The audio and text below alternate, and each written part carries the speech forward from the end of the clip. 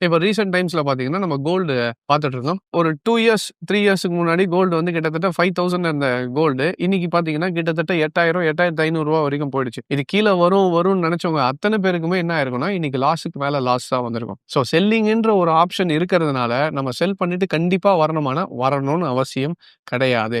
Correction வருமே தவிர, market நீங்க சொன்ன இடத்துக்கு திருப்பி ஃபுல்லாவே கீழ வரணும்னு அவசியம் கிடையாது. அதே மாரி ஒரு ஸ்டாக் பாட்டம் கீழ போயிட்டு இருக்குன்னா, திருப்பி மேல தான் வரும்ன்ட்டு அப்படியே தான் போகணும்னு அவசியம் இல்ல. நீங்க நல்ல கம்பெனி ஃபண்டமெண்டலா அனலைஸ் பண்ணியிருக்கீங்க. டெக்னிக்கலாவும் ஸ்ட்ராங்கா இருக்கீங்கன்னா, அது வேற விஷயம். எதுவுமே தெரியாம வெறும் மார்க்கெட்டு கீழ போனா மேல வரும், மேல போனா கீழ வரும்னு சொல்லிட்டு உள்ள போனோம்னா, கண்டிப்பா லாஸ்ல தான் போய் முடியும். நெறைய பேருக்கான லாஸஸ் நடக்கிறதுக்கான ரீசனும் இதுதான். ஒரு மார்க்கெட்ட அனலைஸ் பண்றீங்க. மார்க்கெட் மேல போயிட்டு இருக்குன்னு தெரியுதுனால், it is not never too high.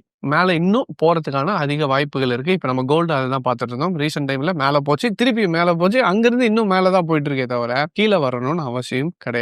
So அத மைண்ட்ல வச்சுக்கோங்க. ஸோ அதே மாரி தான் நீங்க ரீசென்ட் டைம் நிஃப்டியும் பார்த்துக்கிட்டீங்கன்னு வச்சுக்கோங்களேன். நம்ம வந்து எங்களோட ஃபாலோவர்ஸ் அது தெரியும் உங்களுக்கு. 9000ல இருந்து நான் 8000ல இருந்து மார்க்கெட்ட பிரெடிக்ட் பண்ணிட்டு வந்துட்டு இருக்கோம். ஸோ அங்க இருந்து மார்க்கெட் பார்த்தீங்கன்னா கிட்டத்தட்ட 20,000, 26,000 வரைக்கும் போயிட்டு இப்ப 23,000ல இருக்கு. 15,000 18,000லயோ செல் பண்ணிட்டு மார்க்கெட் எங்க போனாலும் திருப்பி 20,000 போயிட்டு கீழ வந்துரும்னு நினைச்சிருந்தாங்கன்னா, இன்னைக்கு வரைக்கும் மார்க்கெட் ஏறிக்கிட்டே போகுது. ஸோ இந்த கரெக்ஷன் ஃபேஸஸ வச்சுட்டு மட்டுமே நம்ம திருப்பி ஃபுல்லா மார்க்கெட் கீழ வந்துரும்னு நினைக்கக் கூடாது.